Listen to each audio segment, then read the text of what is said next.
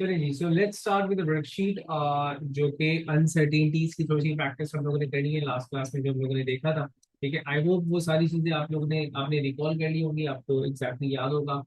ठीक है, नहीं तो साथ में साथ इस पे ये हो ही जाएगा। ठीक है, अब आपने इन क्वेश्चंस में ना सिर्फ ये देखना है कि इनको सॉल्व कर रहे हैं। एक अच्छे क्वेश्चन मतलब अच्छा स्टूडेंट वो ये भी देखेगा कि जनाब क्वेश्चन एग्जामिनर जो है ना वो किस किस तरीके से पूछता है, क्या क्या मतलब मेंटालिटी एग्जामिनर की क्या है, क्या आइडियोलॉजी है, किस हिसाब से वो क्वेश्चन पूछ रहा होता है। तो जो वर्कशीट है इसमें क्वेश्चन की सिलेक्शन इस तरह की है कि आपको एटलीस्ट आइडिया हो जाएगा कि किस किस टाइप के क्वेश्चन आ सकते हैं। ठीक है, तो देखिए सबसे पहला क्वेश्चन वो आपसे कहता है कि the power loss P in a resistor is for calculated using the formula P is equals to V square by R. The uncertainty in the potential difference is V. Potential difference V is 3%, and the uncertainty in R is 2%. What is the uncertainty in P? अच्छा, अब आपको uncertainties दे रखी हुई है percentage के अंदर और आपसे आंसर भी परसेंटेज के अंदर मांगा है। बिल्कुल देख लेते हैं आपका आंसर। तो अपेरेंटली जितना मुश्किल लगता है ये सवाल उतना है नहीं। ठीक है, तो ऐसे क्वेश्चंस के अंदर हम लोग सिंपली क्या करते हैं, परसेंटेज अनसर्टेनिटी निकालनी है तो बहुत आसान हो जाता है। हम लोग percentage uncertainty of P would be twice, क्योंकि उसके ऊपर स्क्वायर लगा हुआ है, तो percentage uncertainty of V plus percentage uncertainty of R. ठीक है, तो हमारे पास इसका दे रखा हुआ है अनसर्टेनिटी 3% एंड आर की दे रखी थी 2%, तो yes it makes an answer 8%। ठीक है, तो मैंने कहा जितना अपेरेंटली दिखने में ये एक मुश्किल क्वेश्चन था उतना है नहीं है आपके पास। सही है। अच्छा, अगला पार्ट वो आपसे बोलता है कि a thermometer can be read to an accuracy of 0.15 degree centigrade plus minus के अंदर। ये उसकी एब्सोल्यूट अनसर्टेनिटी आपको दे रखी हुई है। अगर वो आपसे बोलता है कि जनाब वो इतनी एक्यूरेसी के साथ है तो ये उसकी एब्सोल्यूट अनसर्टेनिटी। तो उससे बोला thermometer is used to measure the temperature rise from 40 to 100। सही है। What is the percentage uncertainty in the measurement of the temperature rise? Temperature rise का मतलब ये है कि वो आपसे मांग रहा है चेंज इन टेम्परेचर। ठीक है, अच्छा देखो, अब अगर चेंज इन टेम्परेचर आपको निकालना है तो आप final minus initial that is 100 minus 40 कर देंगे, दैट बिकम 60। अब यहाँ पर एक जो एक्सपेक्टेड गलती होती है बच्चों से कि वो 60 प्लस माइनस 0.5 करेंगे एंड उसके बाद परसेंटेज निकालेंगे, वो गलत हो जाएगा। अब रीजन क्या है कि देखिए जब आपने इसमें मेजरमेंट ली होगी आपने पहले लिया होगा 40, तो 40 के अंदर जो एब्सोल्यूट अनसर्टेनिटी थी दैट वाज 0.5, और उसके बाद आपने रीडिंग ली 100 और उसके अंदर जो अनसर्टेनिटी थी दैट वाज अगेन 0.5। अब इन दो रीडिंग्स को आप सब्ट्रैक्ट कर रहे हो, तो जब दो चीजों को सब्ट्रैक्ट किए जाते हैं उनकी एब्सोल्यूट अनसर्टेनिटीज ऐड हो जाती है। तो uncertainty in a change in temperature would be the algebraic sum of the individual uncertainties of the two values जिनको आपने आइडिया सब्ट्रैक्ट किया। तो ये आपके पास आ जाता है 1। ठीक है, अब अगर आपको निकालना क्या है, यहाँ पे परसेंटेज निकालना है। तो परसेंटेज निकालने के लिए, percentage uncertainty in change in temperature निकालने के लिए फ्रैक्शन, क्योंकि इसका जो रिजल्टेंट जो चेंज इन टेम्परेचर है उसका जो एरर आ रहा होगा दैट इज 1 जो हमने कैलकुलेट किया इन 200। यहाँ से मेरे पास एक वैल्यू आ जाएगी, that would B S 1.7, D is the answer. ठीक है, चले सिमिलरली एक क्वेश्चन, अब नेक्स्ट क्वेश्चन जो कि प्रीवियस क्वेश्चन नंबर 1 जैसा ही था 19-20, लेकिन यहाँ पे बस एक चीज है कि एक में आपको एब्सोल्यूट अनसर्टेनिटी दी हुई है और एक में परसेंटेज। तो वो जरा पहले क्वेश्चन पढ़ लेते हैं। वो कहते हैं in a simple circuit the current in a resistor is measured as, the current is measured as this value. ठीक है, the resistor is marked as having a value of 4.7 plus minus 2%। अब ये परसेंट के अंदर दे रखा है। If these values are used to calculate the power dissipated, what would be the percentage uncertainty in the value obtained? सबसे पहले तो power का फॉर्मूला आपको अब जहन में रखना चाहिए कि आई और आर से रिलेटेड है। तो अब जो आप फॉर्मूला यूज कर रहे हैं पावर का that is P is equal to I square R. अच्छा, दूसरी चीज जो आपने देखनी है वो ये कि देखो ये जो रेजिस्टेंस की आपके पास अनसर्टेनिटी है ये परसेंटेज में गिवन है, जो आंसर चाहिए वो भी परसेंटेज के अंदर चाहिए। तो मैं इसकी अनसर्टेनिटी करंट की भी परसेंटेज में निकालूं। अगर करंट की परसेंटेज अनसर्टेनिटी में निकालूं तो that would be the fractional uncertainty in the current multiplied by 100। तो यहाँ से आपके पास एक सर्टेन परसेंट आ रहा होगा एरर का, जरा वो मुझे बताइएगा पहले कैलकुलेट करके।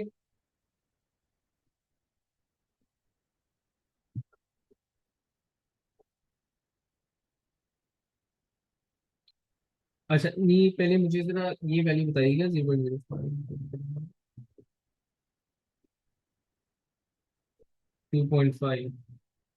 अच्छा, ये आपके पास 2% आ रहा है, ठीक है। अब आपके पास कहानी काफी आसान हो चुकी भी है, ठीक है ना। अगर आपको परसेंटेज अनसर्टेनिटी इन पावर चाहिए तो that would be twice percentage uncertainty of current, that was 2, plus percentage uncertainty of the resistance, that was 2 again। तो ये आपके पास फोकस 6%, ठीक है। तो यहाँ से हमारे पास सी एक आंसर बनता है, राइट। क्लियर है यहाँ तक सारी चीजें।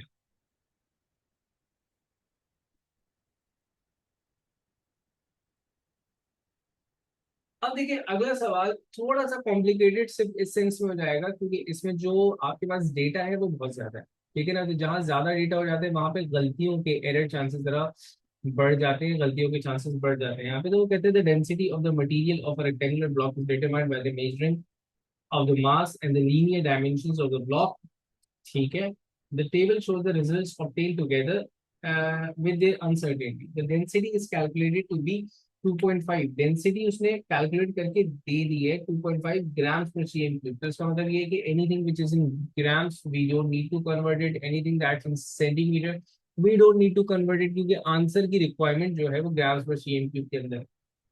What is the uncertainty in the result. Uncertainty की अगर मुझे वैल्यू चाहिए तो देखो अनसर्टेनिटी इन डेंसिटी, पहले तो डेंसिटी की बात कर लेते हैं। डेंसिटी आपके पास होगा मास ओवर वॉल्यूम।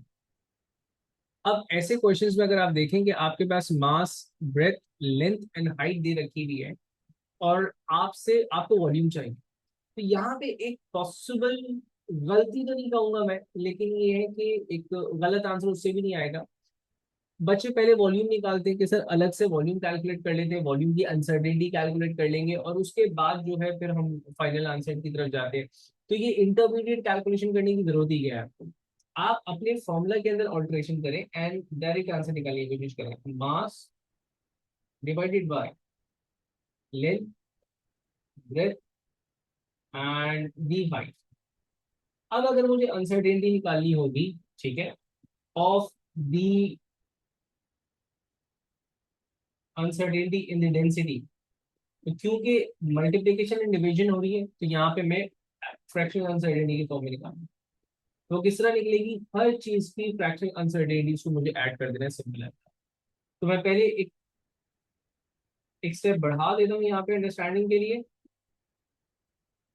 हमने सबकी फ्रैक्शनल अनसर्टेनिटीज को यहाँ पर ऐड कर देना है। अच्छा, अल्टीमेटली मुझे वैल्यू चाहिए absolute uncertainty of the density. Density की वैल्यू कैलकुलेट करने की जरूरत ही नहीं है, वो दे चुका है। तो मैं इसको यहां से उठा करके अगर अपने इस पूरे फ्रैक्शन से इसको मल्टीप्लाई कर दूं तो मेरे पास directly absolute value of the uncertainty आ जाएगी। तो अब कुछ भी नहीं करना, सिर्फ वैल्यूज यहाँ पे पुट इन करनी है, डायरेक्टली कैलकुलेटर के अंदर डालूंगा और मैं अपना आंसर निकालूंगा। तो देखिए पहले मैं यहाँ पे वैल्यू डाल देता हूँ, वैल्यू लिख लेता हूँ। अच्छा, मेरी हैबिट ये है कि मैं फाइनल फॉर्म में इसको लिखता रहता हूँ और उसके बाद आखिरी स्टेप जो कैलकुलेटर में डालने वाला बचता है बस वहां पर वैल्यूज कैलकुलेटर में डालता हूँ।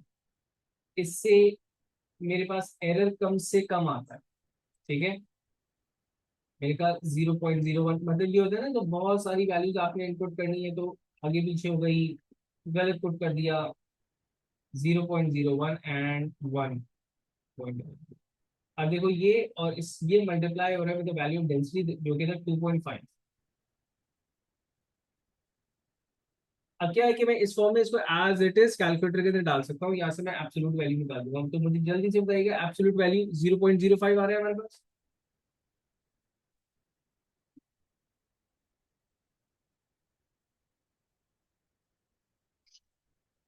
चले, तो ये सी हो गया हमारे पास आंसर. सही है, सिंपल था. अच्छा, now I am skipping question number 5, similar सा है. ठीक है, क्वेश्चन नंबर 6 हम देखेंगे यहाँ पे. क्वेश्चन नंबर 6 में 5 मैंने स्किप किया, अब आप खुद सॉल्व करोगे. क्वेश्चन नंबर 6 में एक बड़ी एक अहम चीज वो आपकी जज कर रहे हैं. ठीक है ना, क्वेश्चन नंबर 6 के अंदर कोई कैलकुलेशन प्रॉब्लम नहीं है, बहुत आसान सा है, लेकिन वो क्या जज कर रहे हैं जरा यहाँ देखिए. देखिए क्वेश्चन नंबर 6 में वो आपसे बोलते थे, an experiment is done to measure the resistance of the wire of a wire, the current in the wire is 1.0 ampere and the potential difference across the wire is 8.0 plus minus 0.5. What is the resistance?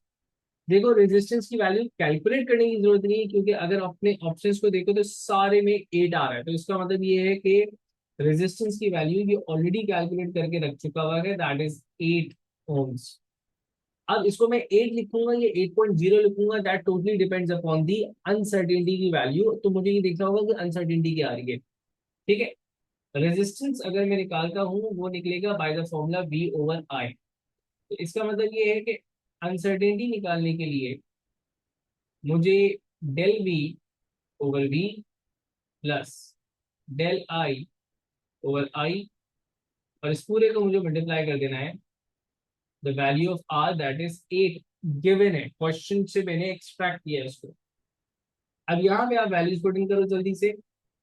आपके पास ये है 0.4 by 8 plus 0.2 by 1, और इस पूरे को आपने 8 से multiply किया.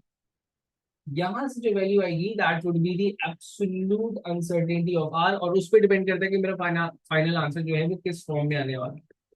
तो जरा ये वैल्यू निकालिए आप मेरे साथ साथ.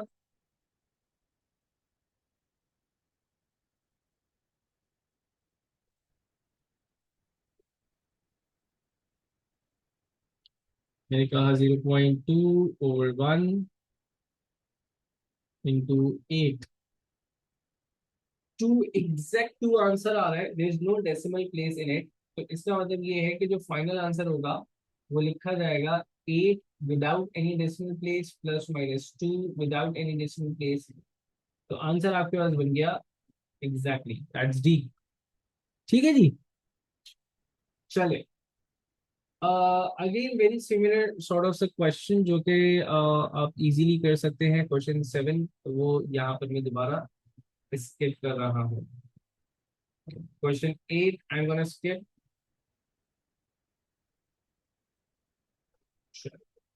Question number 9 is one of the key question. बहुत इंटरेस्टिंग सी चीज है इसके अंदर, बहुत मजेदार सा क्वेश्चन है ये आपके पास. ठीक है, तो इस क्वेश्चन नंबर 9 को देखिएगा, इसमें एक नया फैक्टर आप देखने जा रहे हैं. वो नया फैक्टर क्या है, वो कहते हैं कि a student uses a digital ammeter to measure the current. The reading of the ammeter is found to fluctuate between 1.98 and 2.02. तो जो फ्लक्चुएशन मार्जिन है वो 0.02 का है, 2 से नेगेटिव में एंड 2 से पॉजिटिव में. तो अगर मैं चाहूँ अपने इस आंसर को कोड करना, कि मैं कहूँ कि यार फ्लक्चुएशन आ रही थी, स्मॉल रैंडम एरर्स आ रहे थे, तो मैं इसको लिखूंगा 2.00. मैंने लिखा 2.00 प्लस माइनस 0.02. मेरे ख्याल से फ्लक्चुएशन का यही मतलब होता है, मेरे ख्याल से हम इसको इसी तरह लिख सकते हैं. लेकिन आगे उसने एक इजाफी बात कर दी. इजाफी बात उसने ये की कि the manufacturer of the ammeter states that any reading has a systematic uncertainty of 1%. Systematic uncertainty of 1%. अब 1% किसका होगा, द एक्चुअल वैल्यू. अब देखिए ये एक नया फैक्टर है. सिस्टमैटिक अनसर्टेनिटी से क्या होगा? देखिए, अब तक जो हम लोगों ने अनसर्टेनिटीज रखी थी, वो जो अब तक हमने मार्जिन दे रखा हुआ था अपने एरर को, वो था हमारे रैंडम एरर्स की वजह से, जो एक स्मॉल रैंडम एरर्स आ रहे हैं। ठीक है। लेकिन अब आपके पास क्या था कि अगर सिस्टम के अंदर कोई एरर है, जीरो एरर हो सकता है, negative error, negative zero error, positive zero error, तो सिस्टम के अंदर भी एरर हो सकता है। तो अब मुझे फाइनल आंसर के लिए अपने सिस्टमैटिक एरर के साथ, अपने रैंडम एरर्स के साथ अपने सिस्टमैटिक एरर को कोड करना पड़ेगा। ठीक है। बाजाहिर देखने में लगता है कि शायद आंसर बिल्कुल नहीं होगा, 2.0 प्लस माइनस 0.02। और एग्जामिनर की शरारत ये होती है कि ये ऑप्शन में मौजूद भी है, तो हमें क्या लगता है कि जो आंसर हमने कंक्लूड किया, अगर वो ऑप्शन में है तो मतलब वो सही है। लेकिन यहाँ पे गड़बड़ है। सबसे पहले आपने प्लस माइनस 1%, मतलब 1% का एरर निकालना है इन दी वैल्यू। आपके पास ये करंट मेजर कर रहे थे, करंट की जो एक्चुअल वैल्यू हम कंक्लूड कर रहे हैं दैट इज 2, और इसके अंदर एक सिस्टमैटिक अनसर्टेनिटी आ रही है 1% की। 1% मतलब 0.0। तो आपके पास एक एरर आता है जिसको मैं सिस्टमैटिक एरर बोलूंगा, वो 0.02 का है। तो ये जो 0.02 यहाँ पर आपने लिखा है, this was random uncertainty, fluctuation की वजह से ये आपके पास प्लस माइनस के साथ सिस्टमैटिक अनसर्टेनिटी है। फाइनल आंसर में किस तरह कोड करूंगा, मैंने अपने दोनों आंसर्स को ऐड कर दिया, तो मैं ये लिख सकते हैं कि जनाब जो एरर वैल्यू है, सिस्टमैटिक एरर जो आ रहा है, that is 0.00 plus minus 0.02। This is another way of writing the error value. ठीक है ना। अब मैं अपना फाइनल आंसर जब मैं कोड करूंगा, तो मैं उसके अंदर ये दोनों चीजों को ऐड करूंगा। मैंने कहा 2.0 प्लस माइनस 0.02। अब क्या होता है, जब आपके पास एरर होता है, आप उस पर एरर को ऐड या सब्ट्रैक्ट करते हो डिपेंडिंग कि वो नेगेटिव एरर था या पॉजिटिव एरर था। अब यहाँ पे ना मुझे ये पता है कि नेगेटिव है या पॉजिटिव है, लेकिन आसानी ये है कि इसमें वैल्यूज नहीं है। तो जब मैं दो चीजों को ऐड या सब्ट्रैक्ट करता हूँ, तो उनके जो एब्सोल्यूट एरर्स होते हैं वो एड अप हो जाते हैं। तो फाइनल आंसर जब मैं अपना कोड करूंगा, that would B 2.00 plus minus 0.04। 0.04 क्यों है? क्योंकि इसके अंदर एक पार्ट रैंडम एरर्स का 0.02 है, और सिस्टमैटिक अनसर्टेनिटी जो उसने हमें सिस्टम की अपनी दे रखी हुई थी, वो ये थी। अब लेट्स से सिस्टम से अनसर्टेनिटी जो भी जीरो एरर था, मैं उसको निकाल देता हूँ। इतना एरर तो फिर भी मेरे पास रहेगा। ये सिर्फ सिर्फ ये वाले एरर को मैंने रिड्यूस कर दिया। मुझे बताइएगा, ये वाला पॉइंट आपको क्लियर हुआ कि जब भी हमें कभी सिस्टमैटिक अनसर्टेनिटी दी रखी गई हो, तो हम अपने फाइनल आंसर के अंदर सिस्टमैटिक अनसर्टेनिटी को ऐड करेंगे, तब जाके हमारा आंसर निकलने वाला है। अच्छा, मैं एक दफा दोबारा समझाता हूँ। मैंने कहा देखें, एक तो ये उसने बोला कि जब हम डिजिटल एमीटर को यूज कर रहे थे, तो उसमें फ्लक्चुएशन आ रही थी फ्रॉम 1.98 2.02। सही है। अच्छा, इस फ्लक्चुएशन मतलब इसी को मार्जिन ऑफ एरर कहते हैं ना हम। तो हम इसको लिखेंगे किस तरह? अगर मैं बोलूंगा 2.0 प्लस माइनस 0.2, ये मतलब फ्लक्चुएशन गोज फ्रॉम 2 से प्लस में 0.02 एंड 2 से माइनस में 0.02, तो वो चलता है आपके पास। ठीक है ना। तो आपने एरर इस तरह लिख दिया। आप अपने फाइनल आंसर को इस तरह कोड कर सकते थे, लेकिन सिस्टम के अपने जीरो एरर मौजूद है सिस्टम के अंदर। तो जीरो एरर को आप इग्नोर नहीं कर सकते। ठीक है ना। आप जीरो एरर को ऐड या सब्ट्रैक्ट करोगे। ठीक है। तो जीरो एरर की वैल्यू क्या दी थी उसने? 1%। 1% of what? 1% of the measured value. Measured value आपके पास है 2। तो 2 का 1% हो गया 0.02। तो 0.02 का जो एरर है, वो आपने एरर में ऐड किया। क्योंकि अगर मैं इनको सब्ट्रैक्ट भी करना होता या मुझे इनको ऐड करना होता, एरर्स तो फिर भी आपके पास क्या होते हैं? ऐड होते हैं। तो ये चीज आपके पास फाइनली आ गई 2.00 प्लस माइनस 0.04। ठीक है जी। तो हमने सिस्टमैटिक अनसर्टेनिटी को ऐड किया था। अब इसी तरह का एक और सवाल है, वो हम सॉल्व करेंगे। अ, इस सवाल को बिल्कुल अभी इस जैसा एक सवाल हमने डेंसिटी से रिलेटेड किया था, क्वेश्चन नंबर 10 से रिलेटेड, 10 जैसा, तो वो मैं इसको यहाँ से इग्नोर करते हुए I'll be moving towards 11 is very easy। 12, तो मैं 12 एंड ये 12 के बाद अचानक 16 कैसे आ गया, इसका मुझे बिल्कुल भी अंदाजा नहीं है। 17 is a trouble making question. I'll be jumping towards this question. पहले 20 कर लेते हैं, फिर जो रिमेनिंग मैंने कहा था कुछ क्वेश्चन हैं जो कि ट्रबल मेकिंग है, वो देखते हैं। अच्छा, क्वेश्चन नंबर 20 को अब यहाँ पे देखें, वो कहते हैं four identical rods have a square cross section area. The rods are placed side by side and their total weight is measured with a vernier caliper. चार rods हैं, ठीक है, चार rods को साइड बाय साइड प्लेस किया और उनकी जो मेजरमेंट ली है वो एक साथ ली है। और डेफिनेटली मैं चार, फिर उसको फर्दर फोर से डिवाइड कर दूंगा और फिर मेरे पास एक वैल्यू आ जाएगी। फोर से डिवाइड करने का मकसद क्या था? फोर से डिवाइड करने का मकसद ये था कि मतलब फोर को एक साथ लेने का मकसद क्या था, फोर वैल्यूज को एक साथ मेजर करने का मकसद क्या था? मकसद ये था कि हम उसके एरर को रिड्यूस कर सकें। आपको याद होगा एटीपी के अंदर अक्सर हम एक क्वेश्चन करते थे, उसमें होता था कि अगर मेरे पास एक लॉन्ग वायर है, मुझे उसका डायमीटर मालूम करना है, मैं कैसे मालूम करूंगा?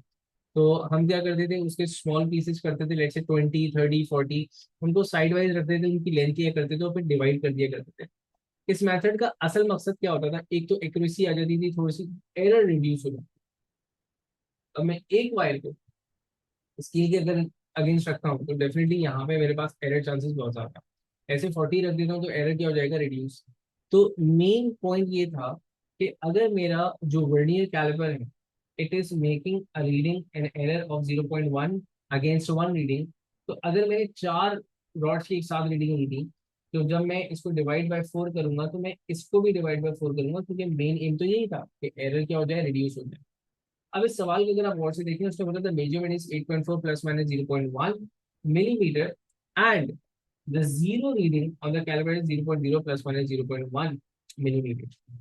इसका मतलब ये है कि जीरो एरर भी शामिल है इसके अंदर। अब मैं एक रॉड की रीडिंग के साथ निकाल, देखो सबसे पहले जो आपकी फाइनल रीडिंग है उसमें आप जीरो रीडिंग को ऐड करोगे, जीरो एरर को ऐड करोगे। आपने जो रिकॉर्डेड वैल्यू था आपका, दैट वाज 8.4 प्लस माइनस 0.1, ठीक है। इसके अंदर बेटा मुझे ऐड करना है अपना एरर वैल्यू। अब देखो जब दो चीजों को ऐड या सब्ट्रैक्ट करते हैं तो उनके एब्सोल्यूट एरर्स क्या हो जाते हैं? ऐड हो जाते हैं। तो जो final answer of the four rods में लिखूंगा वो लिखूंगा 8.4 प्लस माइनस 0.2। 0.2 क्यों हो गया? क्योंकि इसके अंदर एक सिस्टमैटिक एरर को ऐड किया गया। अब ये जो आपके पास रीडिंग आई है, ठीक है, ये मेजरमेंट है ऑफ फोर रॉड्स। आपको एक रॉड का उसने बोला विड्थ बता दो, तो एक रॉड के लिए मैं इसको डिवाइड बाय फोर करूँ। अब मैं डिवाइड बाय फोर वैल्यू को भी करूंगा और एरर को भी करूंगा, क्योंकि एरर रिड्यूस हो रहा है इस तरह से। आई बात समझ में? तो ये हो जाएगा 2.1 और इसको मैं जब मैं करूंगा तो ये हो जाएगा 0.05। लेकिन क्योंकि 0.05 हो गया है तो मुझे यहाँ पे अल्टीमेटली एक जीरो और ऐड करना पड़ेगा अपनी डेसिमल प्लेसेस को मैच करने के लिए। तो दोनों रीडिंग मेरे पास इन मिलीमीटर्स कुछ ये बन जाता है। तो मुझे यहाँ पे बताइएगा ये वाला क्वेश्चन आपको क्लियर हुआ? बिल्कुल सिमिलर था, मैंने एरर को ऐड किया था। इसमें नई चीज ये थी कि हमने इसको फोर से डिवाइड किया, तो डेफिनेटली फोर से डिवाइड करने का, चार रीडिंग्स को एक साथ देने का मकसद क्या था? कि आपके पास एरर रिड्यूस हो जाए। अच्छा, इसमें एक कॉन्ट्राडिक्टरी पार्ट आएगा, जैसे यहाँ पे मैंने, आपने जैसे देखा तो मैंने इसको फोर से डिवाइड किया तो इसको भी फोर से डिवाइड किया। एक रीडिंग ऐसी होगी जहां पे मैं बोलूंगा नहीं इसको डिवाइड करना है, इसको नहीं करना। अब वहां पे क्यों, रीजन के साथ मैं बता दूंगा जब आगे नहीं करना और उसका हल क्या है वो भी, ठीक है। उससे पहले एक मजीद एक और डिफरेंट नेचर का एक क्वेश्चन है आपके पास। वो डिफरेंट नेचर का क्वेश्चन, क्वेश्चन नंबर 19। ऐसे क्वेश्चंस आपको पास पेपर्स में बड़े सारे मिलने वाले हैं, ठीक है। क्वेश्चन नंबर 19 में वो आपसे पूछता है कि a metre rule is supported horizontally by two pivots as shown. एक मीटर रूल है, ठीक है, उसको ऐसे रखा हुआ है, सपोर्ट करके रखा हुआ है। तो कहते हैं the vertical displacement y at the centre of the rule is given by the equation where, एक इक्वेशन दे रखी हुई है, this is the equation, equation is y equals to k ml cube w t cube, ठीक है जी। अब इसके अंदर जरा चीजें पढ़ लेते हो क्या है, वो कहते हैं K is a constant, L is the distance between the pivots, ये वाला, M is the mass of the roll, T is the thickness, V W is the weight, और ये आपको फॉर्मूला दे रखा हुआ है। यहाँ पे उसने वो वैल्यूज प्लेस करके रख दी, ठीक है ना। उसने कहा in an experiment the following results are obtained, length आपके पास along with its error, mass, thickness, weight, which measurement contributes most to the uncertainty in the calculated value of y, इन चारों में से कौन सा वो वैल्यू है जो कि एरर में सबसे ज्यादा कंट्रीब्यूट कर रहा है, दैट्स अ यूनिक वन, ये अब तक ऐसा कोई सवाल नहीं। तो उसके लिए पहले मैं फॉर्मूला सामने लिख देते हैं, ठीक है ना। जो फॉर्मूला है हमारे पास, हम वहाँ अगले पेज पे फॉर्मूला ले जाते हैं। y इज इक्वल टू के एक कांस्टेंट है, M L cube with thickness का क्यूब, ये फॉर्मूला है, ठीक है। अच्छा अब देखो, जब आपसे ये पूछा जाए कि जरा इन सब में से कंट्रीब्यूट ज्यादा कौन कर रहा है, तो कंट्रीब्यूशन का अंदाजा अब आप सबका कंपैरेटिव नहीं लगा सकते। कंपैरेटिव क्यों नहीं लगा सकते, कि देखो इसके यूनिट सेंटीमीटर्स में, मिलीमीटर्स में, ग्राम्स में, तो आप एक ग्राम्स वाली चीज को मिलीमीटर से कैसे कंपेयर कर सकते हो। चलो मीटर सेंटीमीटर का तो ये मैं कन्वर्ट करके कंपेयर कर लूंगा। मैं दो डिफरेंट क्वांटिटीज इस तरह के लेंथ को ग्राम से कैसे कंपेयर करूं कि लेंथ ज्यादा कंट्रीब्यूट कर रही है या ग्राम्स मतलब मास ज्यादा कंट्रीब्यूट कर रहा है। कंपेयर करने के लिए दो चीजों के कंपेयर करने के लिए यूनिट दोनों के सेम होने चाहिए, या तो दोनों का सेम यूनिट हो तो, या फिर दोनों ही यूनिट लेस हो। नाउ द क्वेश्चन इज कि इनकी एरर्स को मुझे देखना है कि इन सब में कंट्रीब्यूटिंग एरर सबसे ज्यादा कौन सा, तो मुझे इनके एरर्स को यूनिट लेस करना पड़ेगा सबको। अब वो कौन सा तरीकेकार है कि सबके एरर जो है वो यूनिट लेस हो गया, मतलब सेंटीमीटर वगैरह से हट जाए, तो वो दैट इज परसेंटेज अनसर्टेन। अगर मुझे इनके परसेंटेज एरर्स पता चल जाए तो मुझे इस बात का अंदाजा हो जाएगा कि कौन सा एरर वैल्यू वो है जिसकी परसेंटेज सबसे हाईएस्ट आ रही है। जिसकी परसेंटेज हाईएस्ट आ रही है तो इसका मतलब है कि उसका कंट्रीब्यूशन जो है वो सबसे ज्यादा है, क्योंकि डेफिनेटली हम सारी परसेंटेज अनसर्टेनिटीज को ऐड करेंगे, तो highest value would result greater sum, ठीक है। तो सबसे पहला काम आपने क्या करना है, सबसे पहला काम आपने ये करना है कि आपने इन सब की परसेंटेज अनसर्टेनिटी निकालनी है, ठीक है। तो मैं लेंथ से स्टार्ट कर रहा हूँ कि अगर मैं लेंथ की बात करूँ तो लेंथ की परसेंटेज अनसर्टेनिटी 0.2 बाई 80 इंटू 100 करके निकल रहा है। मास की अगर मैं बात करूँ तो दैट इज 1/60 इंटू 100 करके। थिकनेस की बात की जाए तो 0.1/6 इंटू 0 इंटू 100 करके। एंड फाइनली अगर मैं वेट की बात करूं, वेट में यहाँ ऊपर कैलकुलेट कर लेता हूँ। वेट की अगर बात करूं तो 0.5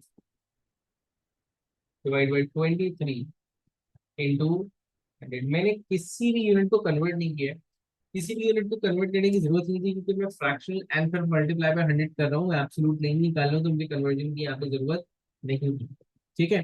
तो मैं वेट से स्टार्ट कर रहा हूँ फ्रॉम द टॉप, आप मेरे साथ साथ कैलकुलेट कर रहे हैं।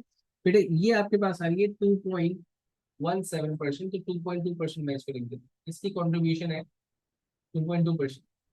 अगर मैं लेंथ की बात करूंगा तो लेंथ आपके पास आ रही है तकरीबन 0.25। अच्छा, सिमिलरली अगर मैं इसकी बात करूं, क्या कहते हैं, मास की, तो दैट्स 1.67 है, तो 1.7% कर दूंगा। एंड 0.1 डिवाइडेड बाय 6 था वैल्यू, ठीक है, अगेन 1.7%। अब देखो यहां से आपको देखने में ये लग रहा होगा कि जनाब कंट्रीब्यूशन जो है वो सबसे ज्यादा वेट की है, लेकिन यहाँ पे जरा सा ट्विस्ट है। ट्विस्ट ये है कि लेंथ में लगा हुआ है क्यू और थिकनेस में लगा हुआ है क्यू, तो इसकी जो इसका जो एरर है, लेंथ का भी 3 टाइम्स हो जाएगा और इसका भी 3 टाइम्स हो जाता है आपके पास। तो ओवरऑल कंट्रीब्यूशन लेंथ की तरफ से बन जाती है 0.75 की, क्योंकि थ्राइस होती है, and the overall contribution from the thickness, thickness की तरफ से जो कंट्रीब्यूशन है वो 1.73 बिकम 5.1%। इनको हमने चेंज नहीं किया था क्योंकि इनके ऊपर किसी किस्म का पावर नहीं लगा हुआ था। तो डेफिनेटली जिसकी सबसे ज्यादा value of the error value होगी इन द कंट्रीब्यूशन, वो सबसे ज्यादा है। तो थिकनेस वो भी आंसर। बताइएगा ये सवाल और इसकी लॉजिक आपको समझ में आएगी? क्लियर है ना? ये थोड़ा सा यूनिक सा सवाल था। चलिए, अच्छा अब एक दो क्वेश्चंस ऐसे जो कि थोड़े से ट्रबल मेकिंग है, हम वो क्वेश्चन जो सॉल्व करेंगे। Question number 17 and question number 18। Question number 18 को देखो। क्वेश्चन नंबर 18 में ना एक एग्जामिनर की शरारत in you in options point of view से, ऑप्शन पॉइंट ऑफ व्यू से किस तरह की शरारत है। देखो, ये एब्सोल्यूट में शायद गिवन है, ये एब्सोल्यूट में गिवन है, ये अचानक फ्रैक्शन में गिवन है, और ये बिल्कुल रैंडम वैल्यूज आ रही है। तो आई डोंट नो कि इसमें से ये एब्सोल्यूट है, ये एब्सोल्यूट है, ये एब्सोल्यूट है, हो सकता है इनमें से कुछ एक फ्रैक्शन भी हो। एक परसेंटेज में गिवन है, वैल्यू सबकी अकॉर्डिंगली राउंड ऑफ हुई है, 1.01 डबल सिक्स, 1.01 डबल सेवन, 0 तो मुझे क्या करना पड़ेगा, मुझे वैल्यूज भी निकालनी पड़ेंगी ताकि मुझे अंदाजा हो कि मुझे किस हद तक राउंड ऑफ करना है। इमेजिन कि ये मैक्सिमम वैल्यू होगी तो शायद डेंसिटी की वैल्यू आपके पास ये है। क्वेश्चन को पढ़ लेते हैं, साथ साथ सॉल्व करते हैं। वो कहते हैं एक्सपेरिमेंट टू डिटरमाइन, सॉरी ये it's a pressure, sorry not density, pressure. An experiment to determine the atmospheric pressure, P uses the equation rho g h का एक इक्वेशन यूज किया, जहां पर rho was the density 13,600 plus minus 100, gravitational acceleration है 9.81 plus minus 0.02, and 0.7 0.62 plus minus 0.05, ये आपको दे रखी है वैल्यू ऑफ हाइट। अब उसने बोला कि आपने इसमें से निकालना है answer pressure value along the uncertainty. अमूमन जरूरत नहीं होती, लेकिन यहाँ पे क्योंकि बड़ी वेरिएशन है तो मैं एहतियातन प्रेशर की वैल्यू कैलकुलेट कर, वैसे मैकेनिक जो थी हम इसको यूज कर सकते हैं, लेकिन आप लीस्ट राउंडेड ऑफ वैल्यू ये है तो 19 20 ही आएगी हमारी वैल्यू, लेकिन फिर भी हम कैलकुलेट करें 13600, 9.81 एंड 0.762।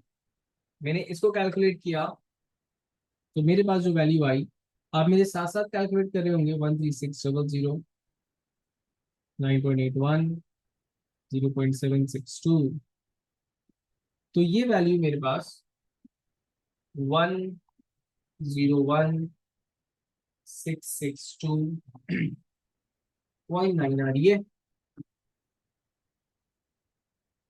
जिसको मैं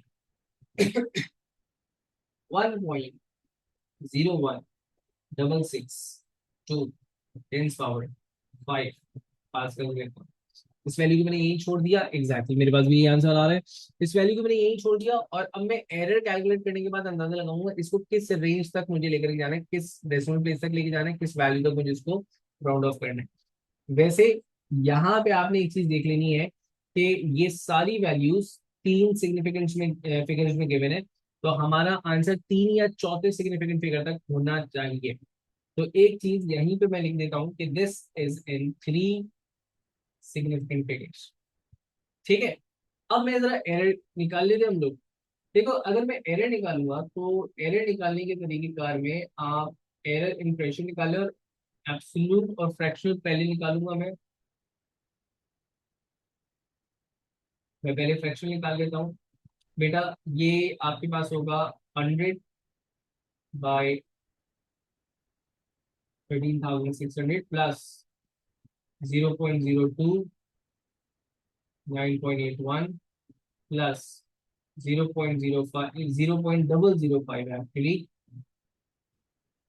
और भाई साहब ये 0.762 हो चुका है।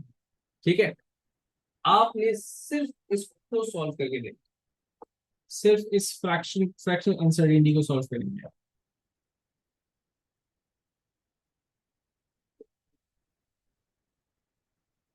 अब मेरे साथ साथ सॉल्व कर रहे हैं।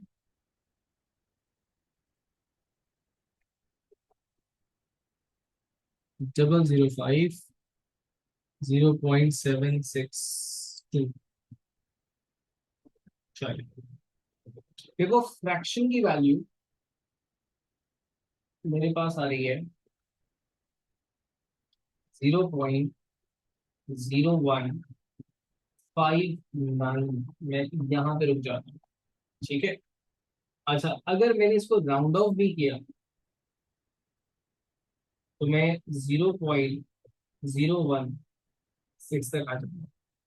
अब देखो यहाँ से मुझे अपना आंसर परसेंटेज में देना चाहिए या फ्रैक्शन या एब्सोल्यूट में देना चाहिए। इस चीज की कॉल इस तरह देते हैं कि अगर मैं इसका परसेंटेज एरर निकालता हूँ, परसेंटेज एरर इन पी मेरे पास आ जाएगा 1.6%। और अगर मुझे एब्सोल्यूट वैल्यू निकालनी है तो absolute error in the value of pressure आ जाएगा 1.016625। अब यहाँ से देखो जो भी वैल्यू बन रही है ना, ये जो भी वैल्यू बनेगी ये ऑप्शंस में मौजूद नहीं है। ठीक है ना। अब देखो ये वैल्यू कितनी आ रही है 1621.85। ठीक है। अब प्रेशर मेरे का फाइनल आंसर या तो आप दोगे फ्रैक्शन के फॉर्म में, या फिर आपने आंसर देना होता है सॉरी एब्सोल्यूट की फॉर्म में, या फिर आपने आंसर देना होता है परसेंटेज की फॉर्म में। अभी आपकी जजमेंट कॉल होगी कि इसने किस फॉर्म में आंसर दे रखा। देखो अगर मैं इसको एब्सोल्यूट की फॉर्म में रखता हूँ तो ये 1.0166 बल्कि 1.017। मैं 7 पर क्यों आ गया हूँ बेटा, मैं 7 पर इसलिए आ गया हूँ क्योंकि 3 सिग्निफिकेंट फिगर थे, मुझे 4 तक जाने की इजाजत थी तो मैंने इसको यहाँ पे राउंड ऑफ किया। प्लस माइनस अब मुझे इसको भी 10 पावर 5 में लिखना होगा। ठीक है। अब इसको अगर मैं 10 पावर 5 में लिखता हूँ तो मैं लिखूंगा 0.16 इंटू 10 पावर 5 हो जाएगा 0.16 इंटू 10 पास्कल्स। अगर मैं इसको परसेंटेज के साथ लिखता हूँ तो मैं अगेन इसको लिखूंगा 1.017 प्लस माइनस परसेंटेज थी 1.6%, 1.6% और एक साथ लगा दिए 10 पावर 5। ठीक है। अब अपने ऑप्शंस की तरफ आइए। अपने ऑप्शंस में अगर आप इसको देखते हो, इसको देखते हो, बिल्कुल भी मैच नहीं करो, कोई ताल्लुक ही नहीं है। ठीक है ना। अव्वल तो इसके अंदर सबसे बड़ा जो एरर है वो आपके पास सिग्निफिकेंट फिगर्स में है। ये 5 सिग्निफिकेंट फिगर तक चला गया जो कि गलत हो गया। अच्छा इसने बात 3 एसएफ तक रखी है लेकिन इसमें एरर जो है ना वो गड़बड़ है। एरर को इसने एक एसएफ के अंदर खत्म कर दिया जो कि यहाँ से बिल्कुल किसी तौर नहीं बन पा रहा। ठीक है ना, किसी तौर ये वाला एरर वैल्यू नहीं बन पा रही, मैच नहीं करेंगे। तो आपके पास ये ऑप्शन गलत हुआ, आपके पास ये ऑप्शन गलत हुआ। अब अगर आप अपने ऑप्शन बी को देखो तो ऑप्शन बी में इसने ये वैल्यू का तो सही बिल्कुल लॉजिकली रख दिया था, लेकिन अगर मैं इसको देखूं तो बेटे ये मैच नहीं कर पाता। ठीक है। अगर मैं इसको 10 की पावर के साथ रख भी दूं तो ये 1600 समथिंग बन जाएगा।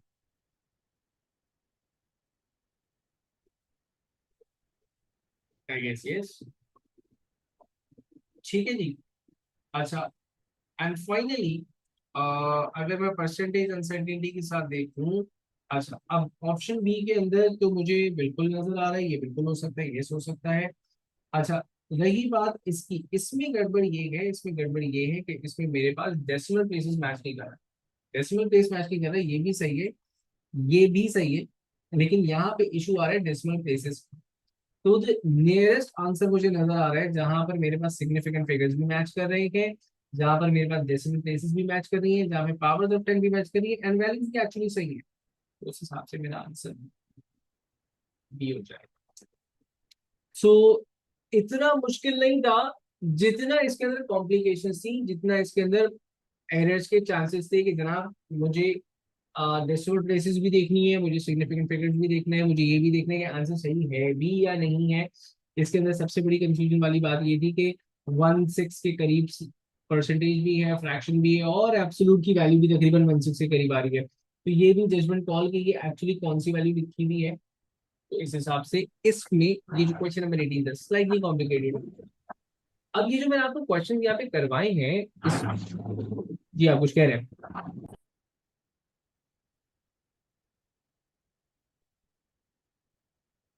चले, मैंने कहा ये वन ऑफ द काइंड है और इस टाइप के आपको मल्टीपल क्वेश्चंस मिलेंगे, ठीक है ना।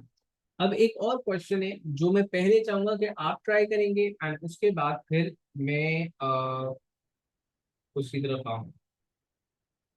ये क्वेश्चन नंबर 17 है जो आपने ट्राई करना है, ठीक है, इसको आप ट्राई कीजिएगा एंड उसके बाद पहले आप ट्राई करें फिर हम इसको करेक्ट करेंगे, ठीक है। मीनवाइल मैं वर्कशीट भी सेंड कर रहा हूँ कि अगर यहाँ से देखने में दिक्कत हो तो आप वर्कशीट से देखें इसको।